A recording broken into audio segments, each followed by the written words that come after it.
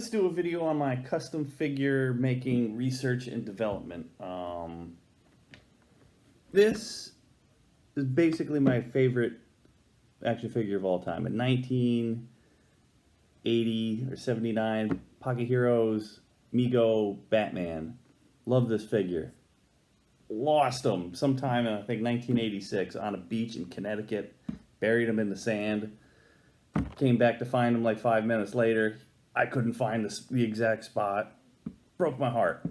And I was trying to make another one out of clay for the next couple of years. Did not work. As you can see, I've gotten better at making action figures since then. But it was always in my head that I want to make my own action figures. And once I finally scored another one of these when at a flea market in the 90s, and then when eBay came by, I started buying up multiples and multiples every time. And I started making molds of it. And here is my molds. It's kind of getting a little ratty because I made a mold of Comic Action one, made a mold of Pocket Heroes one. This one's starting to fall apart because I've used it so many times. But let's show you what I made. Boom, Comic Action Batman figure. Here's a real good close-up. It's not pretty, but it is what it is. It's a figure and it moves. It's completely articulated and it's a copy, and I did not have to destroy another figure in order to make it. Mission accomplished.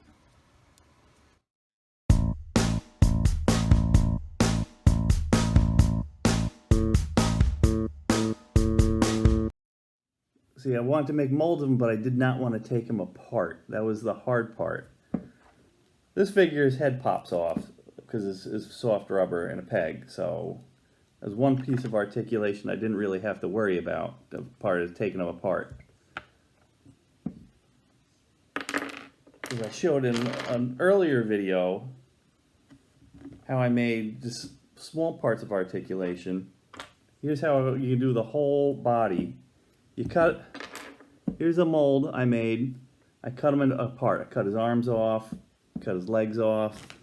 Got a big bag of pieces. None of them came out perfectly though.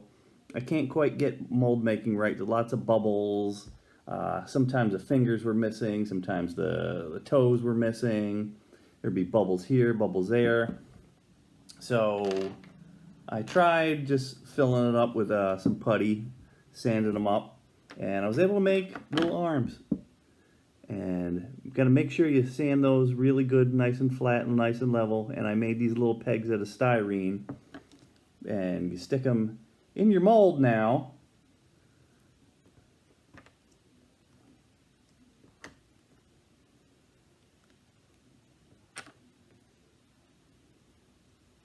And I tried keeping them level with this little block.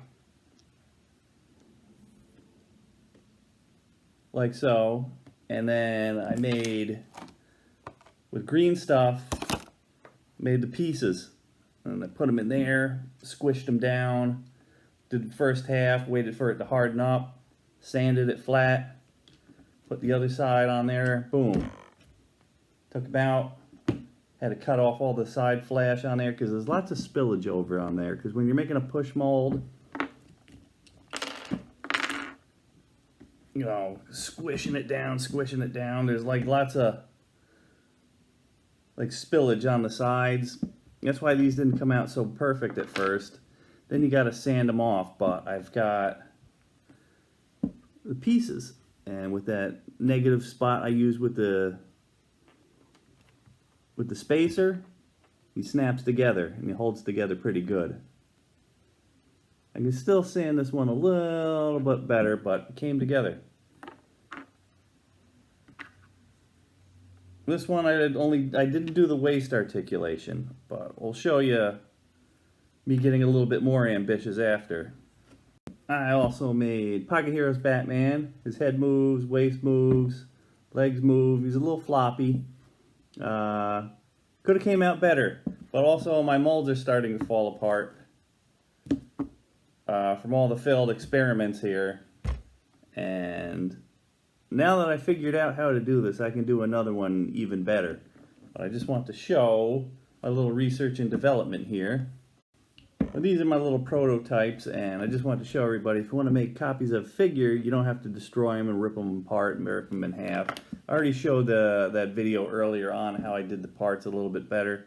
I just want to show the final results. Boom. That's all I want to do. Like, share, subscribe, all that stuff.